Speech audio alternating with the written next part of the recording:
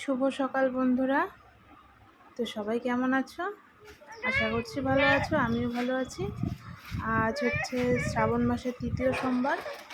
তো সেই জন্য আমি, আমার বর, আমার মেয়ে তিনজন মিলে যাচ্ছিলাম বাবার মাথায় জল ঢালতে।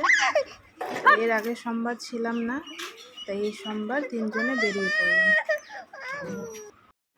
তো এখন বাজে সকাল 9টা। আমার প্রায় ভালোই দেরি হয়ে গেছে। তো যেতে হয় আর একটু সকালে, কিন্তু রৌদ্র উঠে গেছে, পুরো 9টা বেজে গেছে। ঘুমের থেকে উঠতে লেট হয়ে গেছে, তাই মন্দিরে যেতেও দেরি হয়ে গেল। চলে আসছি মন্দিরে। প্রচণ্ড ভিড় ছিল, আর ভিড় থাকারই কথা, সবাই তো বাবার মাথায় জল ঢালবে। তো আমিও লাইনে দাঁড়িয়েছিলাম।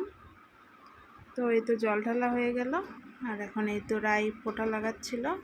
ঠাকুরমশাই ওকে একটু ফোঁটা লাগিয়ে দিল, তারপরে হাতে একটু প্রসাদ দিল। এখন এই যে ওর পাপার সাথে একটু এদিক ওদিক ঘোরাঘুরি করছিল। তো আমারও জল ঢালা হয়ে গেছে। এখন ওর বাবাও একটু প্রসাদ নেবে, ফোঁটা নেবে, তারপরে আমরা বাড়ি চলে যাব।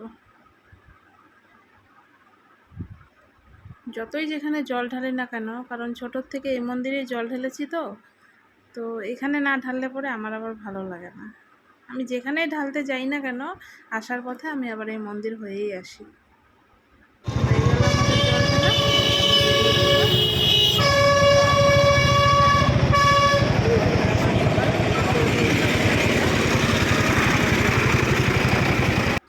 এত বাড়ি এসে পড়েছি। তো আজকের ভিডিওটা এই পর্যন্তই। পারবে আসো।